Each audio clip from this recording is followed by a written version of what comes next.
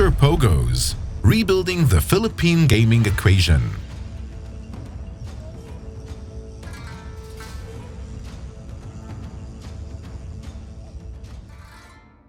Right, good afternoon, everybody. We're here to talk about life after POGOs, as was kindly introduced. So my name is Keith McDonnell. I've been in the online gambling industry for 26 years. 15 of those I've been involved with Asia, including living here in 2009 and 2010. I'm going to let my panelists introduce themselves because they'll do a much better job than I would. So Harmen, maybe we could start with you. My name is Harmen Brenninkmeijer. I run a company called NYCE International. NYCE is focused around sales and marketing for gaming companies. A lot of suppliers that basically help operators to become who they want to become in case they have any pain points. We have some interesting case studies on, let's say, different solutions that we have offered. Hi, I'm Peter Williams, Managing Director Asia Pacific with Continent 8 Technologies. We have 100 data center locations around the world across Asia, US, and 4 continents basically, and provide the full suite of services from networking through hosting, through cybersecurity, and every aspect of IT, and have been doing this for almost 20 years in the gaming industry, and a pleasure to be here. Great. My name's Evan Spytma. I'm the CEO of Casino Plus. I've been in the region now for about 23 years, and we are a local operator here in the Philippines. Okay, so I just want to make sure everybody here is on the same page before we get into some of the detail. Harmen, this is about life after POGOs, but could you perhaps describe what a POGO was and how it compares with a PIGO today? So POGO was the Philippine offshore gaming operator that basically set up in the Philippines, used the Philippine infrastructure with regards to people, officers, basically set it up as if they were an operator in country, but they were never allowed to beam into the country. They never approached, let's say, the Filipinos themselves in order to start or for them to gamble on it, and as a result they were directed towards different countries. So they were directed towards China, towards Thailand, towards Vietnam, etc. The biggest issue that then occurred is the fact that it became very problematic because of the fact that people would come into the country and they basically didn't have the right paperwork. They were not lined up, set up proper in order to basically help, let's say, that infrastructure. And the infrastructure was very good from PAGCOR's point of view because they were earning money on all the bets placed on the operators that were licensed on those sites internationally. And then PAGCOR basically got a lot of, let's say, flag from immigration, from any other situation, from any other of the agencies because of the fact that a lot of things went wrong. And as they went wrong, there was a lot of criminality involved, etc. Parliament got involved. And basically the MP started to shut it down, basically shouted that, you know, this can't continue as is, etc. And then PAGCOR had to basically follow what the president was saying, and that it had to be shut down. And that was kind of a pity, but we'll talk more about that as to why and how that happened. The issue now is that it went over to what's called the Philippine inland gaming operators, and now it's the inland providers that do a very good job, and they are directed towards the Filipinos. They're not directed internationally at all. Yeah, very clear, thank you. Evan, people have talked about a post-POGO hangover. What is this and why? So after they closed the POGOs, you saw real estate transactions decline, I think, year over year by 57%, because the POGOs were the ones buying the real estate to house their employees. Then they also had to leave their office space, so that led to record high office space being available. I think it was like 19% within the Manila metro area. So there was a huge outflux of employees leaving the Philippines, taking what assets they could have and leaving. So that led to the hangover element and that we're discussing right now. And then that was slowly replaced with PIGO. And from a gambling point of view, as well as the wider market point, perspective, has there been, I mean, was it a clean elimination of POGOs, or was there remnants that still continue to this day, for example?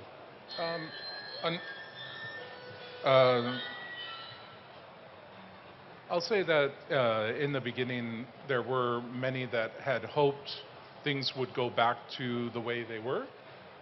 They then would move into condos or operate out of houses, but PAGCOR has really done an amazing job in terms of working to close POGOs and close the chapter, I'll say, in gaming in the Philippines for POGOs, and they've been really working hard to do that. Well, they've been working hard, but in all honesty, do you think they've been that successful? Yes. How many Elfords do you see down the street anymore, parked down the street? So for those that don't remember the POGO days, there were just lines and lines of Elfords going down, parked illegally down the streets, KTVs full. You already saw, once POGOs closed, you saw an immediate hit to luxury goods, KTVs closing. All of those associated businesses all took a hit. So I would say they did an amazing job of closing it down. But love to hear the argument.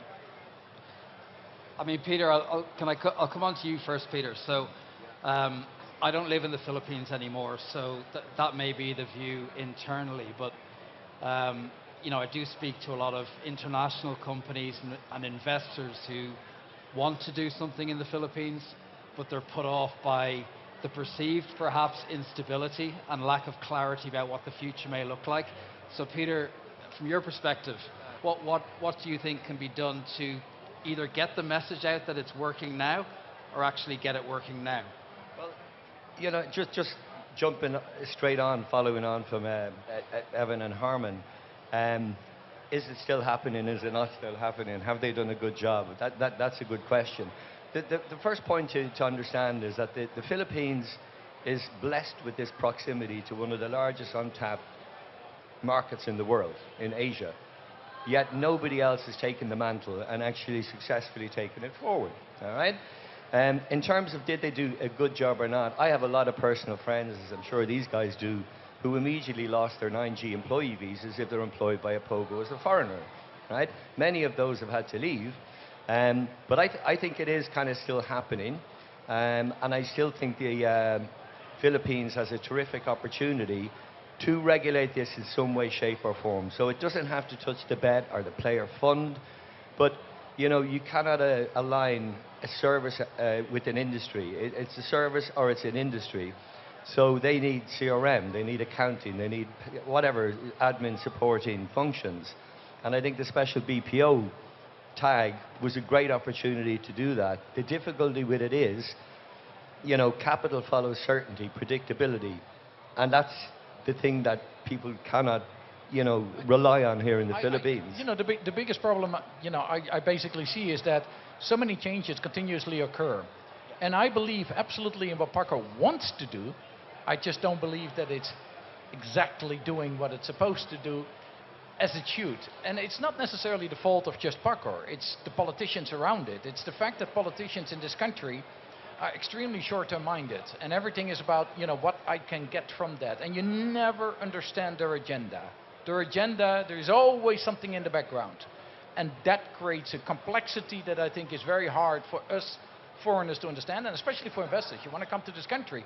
My gosh, this country should be thriving on, let's say, the BPOs, we'll talk about that later, as to what it could form for gaming. There is a mentality here that is absolutely ideal for the gaming world. There is a sense of, let's say, how shall I say, ethic and morality that I feel belongs very much into, the gaming world. The Filipinos is all about entertainment. Why, for God's sake, can this country not get its act together in order to basically say, let's use those strengths, but control how it is to be Harmen, implemented? Just to follow on from that point, a very, very, very good point. I don't know how many, 100,000 plus were employed in the POGO industry, maybe, give or take, right? Then you get all the supporting industries, everything down to supplying lunches, to real estate, to transportation, to the whole kind of thing flows with it. Now, the question is, what are all these employees doing right now? These are highly experienced, highly skilled, smart talent. Basically, the Philippines has a lot of either migrated talent out of the country, people have found other industries, or a heck of a lot of these are still idle. And eventually, you will start to lose talent out of the country. Now, I don't disagree with the PAGCOR intentions around, stopping the POGO regime. Personally, I just thought it could have been, reshaped. Keep out the bad actors, stop, but, in terms of, whether they've done a good job or not, PAGCOR, I truly believe that it's working underground right now in a large way, right? So now you're losing BIR, taxation, I don't know, all sorts of foreign nationals are coming in to do this, maybe where Filipinos could be. There's a heck of a lot of an opportunity here still for the Philippines, even if it's just supporting services. Just doesn't touch the bed or the player fund account.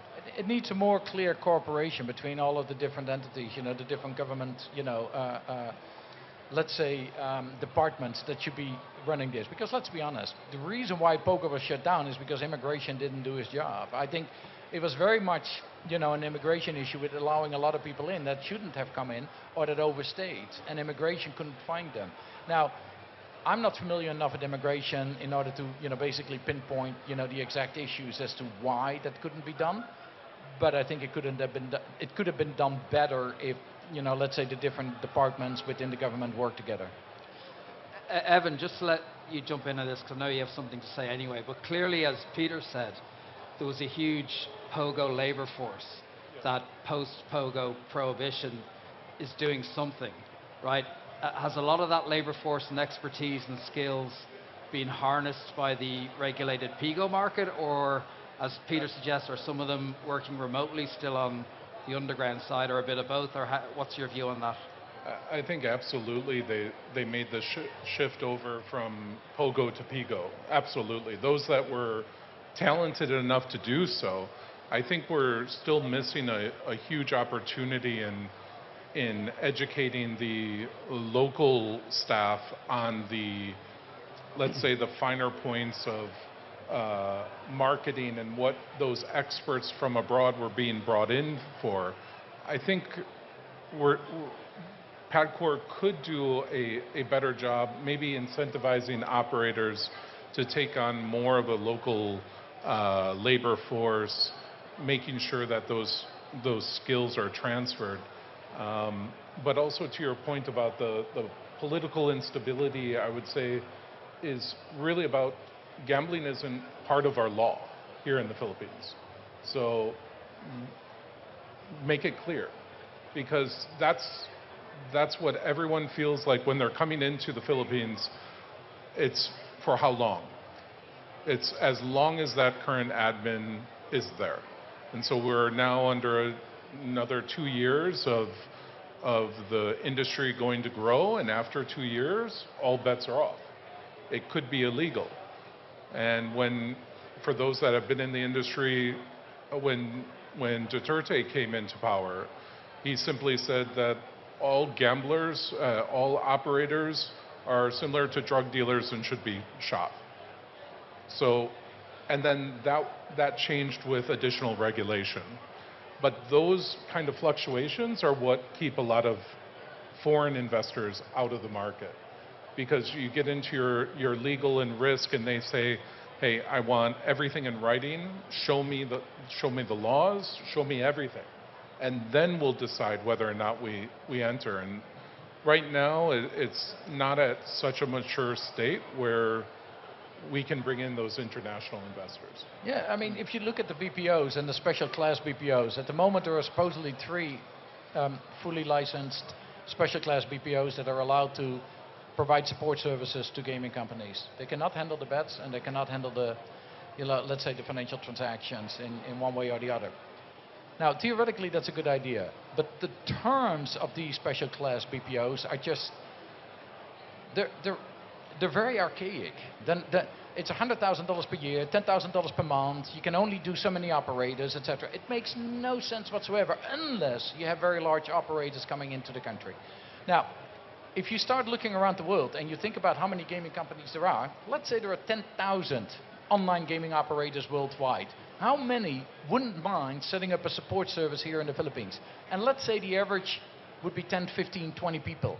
You know, for the smaller operators, larger ones are many more, right? They can go into the hundreds, if not thousands.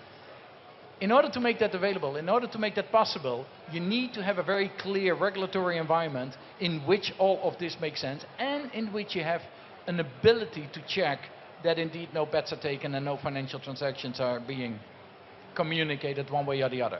It's very doable in this AI stage. And the technology is there. As long as the willingness would be there, in order to make that really available, I think this country could thrive upon the total gaming business globally. Is the reality that, you know, the existing government doesn't have the political capital to drive through this certainty and these changes in a way that brings stability because of, I don't know, public sentiment or the anti-gambling voice is loud, and so actually, you know, getting things done is hard, and that will be the same for the next regime if it's different as well? I don't think it's the politics in that sense. I think that the Filipinos are so realistic and so practical that they would absolutely accept it. And I think it's politically extremely defendable. I think the issue is that most of the politicians aren't straight. And most of the politicians don't make it clear where exactly their loyalties lie, what their agenda is, and what exactly they would like to do or accomplish within their period. And I think, you know, what the Filipinos need to, you know, undertake is not just look at their president, but they need to look at every one of the senators that they elect in order to make sure that that senator stays on point with whatever he promises. And that promise has to be extremely realistic on the basis of, you know, employment, on the basis of the foundation, not on the basis of, you get a little bit more money here or there, or give money during the elections, or whatever the case might be.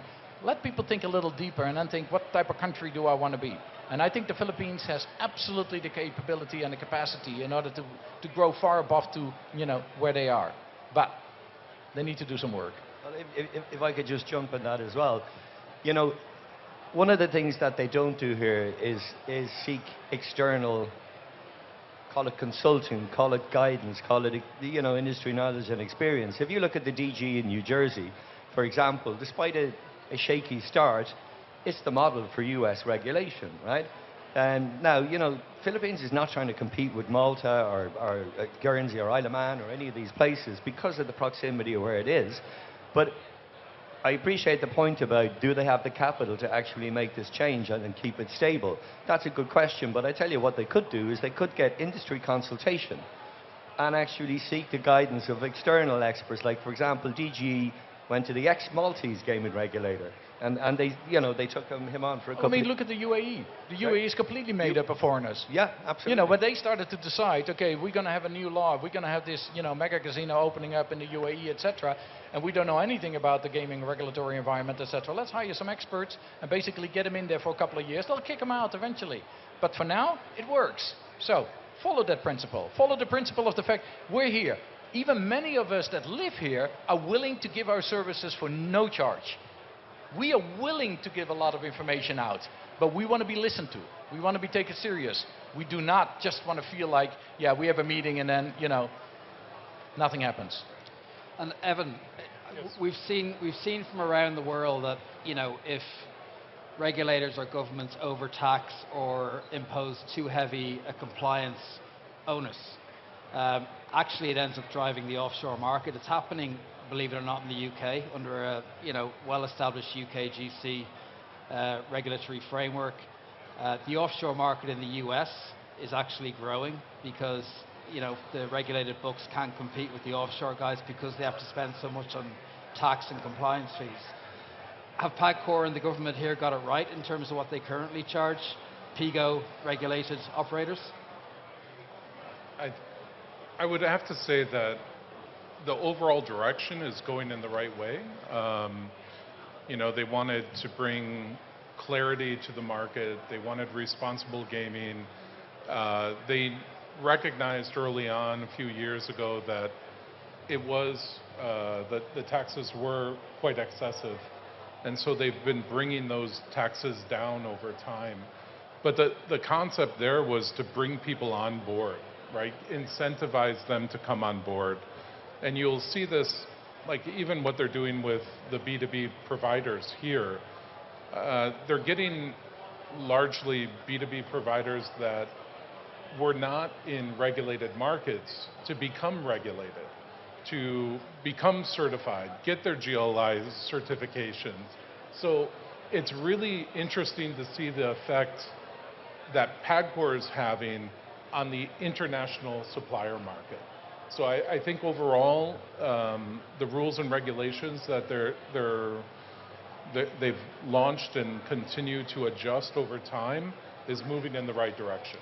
But I agree, but that's from the Asian side, okay? I mean, the international suppliers from the European American side are not really going to, be impressed by whatever PAGCOR does. However, from the Asian side, I agree with you, because a lot of the Asian operators here now, in order to at least, give them a sense of like, I'm a legitimate operator, etc., I need to follow some standards. Let's start with the Philippines. If I can get my standards in order for the Philippines, I probably can, bring them in order for a number of international jurisdictions. Agreed, absolutely, granted. And I think PAGCOR is on the right track with regards to doing that. But not piecemeal by piecemeal, not making it like every month something different, not making it that even internally the departments don't know what exactly is required. There are lots of issues that need to be figured out. You cannot just keep on changing. So let's make it very clear. It's like anything else, right? You got to have a roadmap. Follow the roadmap. Don't just, react.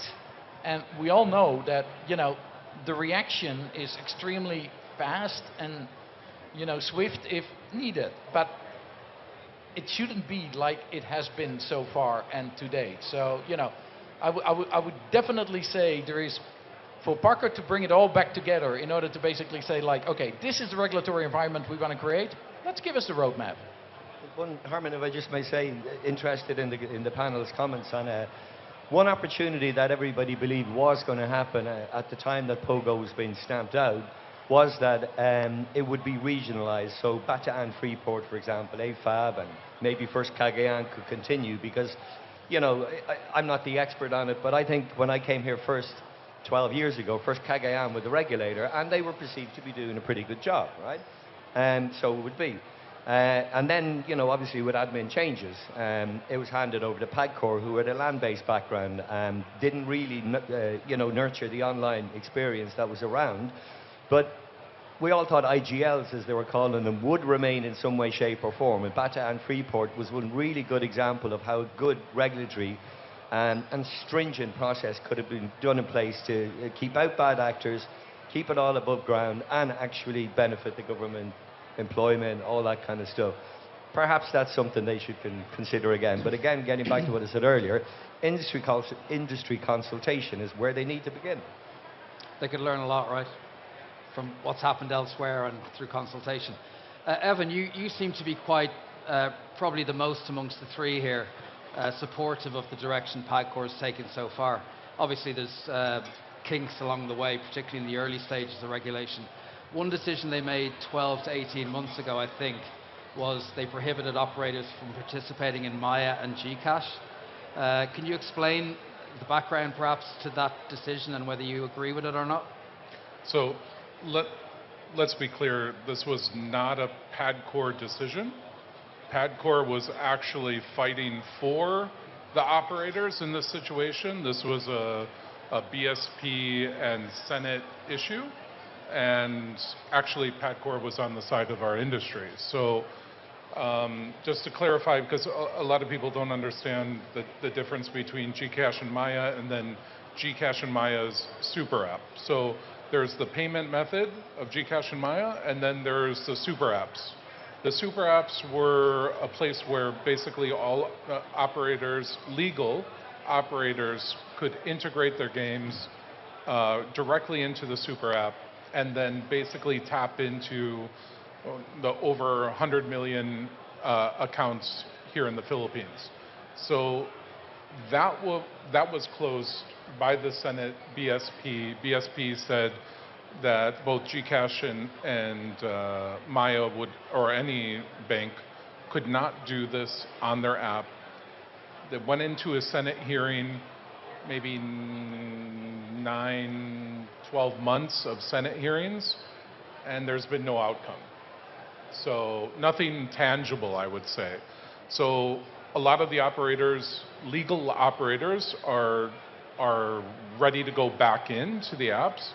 GCash and Maya have already prepared for it with additional restrictions in place around cool down periods, maximum deposits, minimum deposits, all of that has already been agreed by GCash and Maya. We're just now waiting for the BSP to actually allow them to do it. So, and I will say, if we're looking for the safest place for players to play, it's on GCash and Maya's super apps. Because one, there's a first level SIM registration. Then there's banking level registration just to get into Maya and GCash, right? So there's a full verification process there. Then that data is then transferred over to the operator, and they go through another KYC. And only legal operators and legal B2B providers within those operators are allowed on the app. So it was a completely safe zone.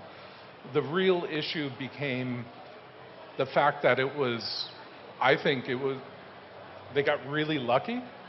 They got so lucky that they hit the future of gaming by accident.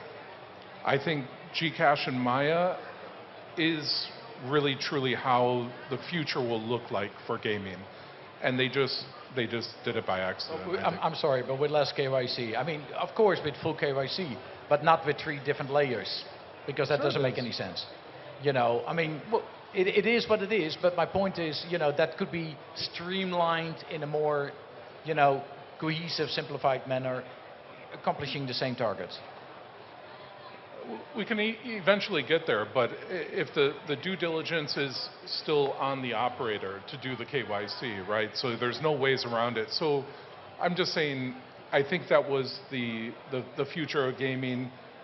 They hit it out of the park, and it was so successful that they had to pull back and go, let's make sure that this is really what we want to do, and what additional restrictions need to be there. But a question to you, Ewan, couldn't have been if I would have been GCash, wouldn't you have been able to, let's say, build in some safeguards and communicated it back to the politics and the politicians in order to say, if I build in these safeguards, would you allow me to continue with this? They did that. Please all the platforms could build in those safeguards. The operators could build in the safeguards. But also with the amount bet and with, let's say, you know, what all of that's been built in. Now we're just waiting for that final approval from the BSP. That came after they were closed down.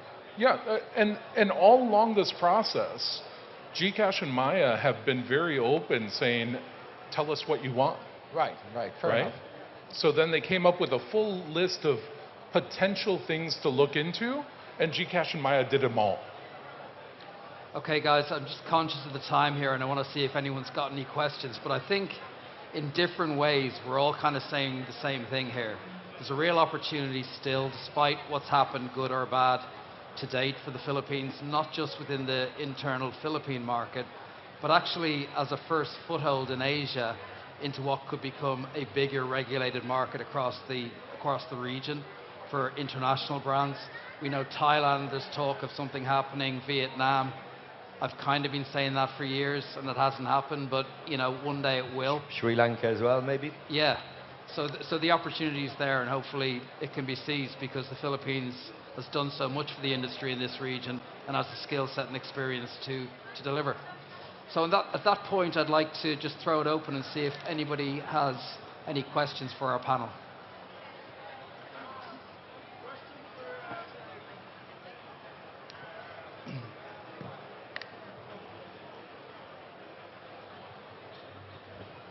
Hello, just a question for Sir Evan. I'm Julius Mariano from YGS Live, also a speaker for tomorrow. So you've mentioned about GCash and Maya from what happened before, right? So are you saying that there's a possibility that it will come back for the legal operators? Well, if you follow what was said, right, the BSP said that we're going to investigate. So everyone, within 48 hours, GCash Maya closed down, and this was over a weekend. And then I think they announced it on a Friday, and by Sunday closed, and everyone had to be off the platform. And then they said that they're entering into the Senate hearings to investigate. And so that was drawn out. They brought in everybody, the operators, the suppliers, trying to understand the business model, because purely the Senate didn't understand what was going on. And then after that was concluded, the hope was that it would reopen with additional safeguards in place. So that's where we are right now, waiting for the BSP to give their, and the Senate to give their guidance, and then the BSP to approve. Okay, guys, sorry, I'm getting messages in my ear. So we're going to have to wrap this up, but please continue your conversation with Evan directly afterwards. And equally, if anybody here has questions for any of our panel members or me, feel free to approach us after this. So thank you very much to the panel and to you all for listening. Thank you.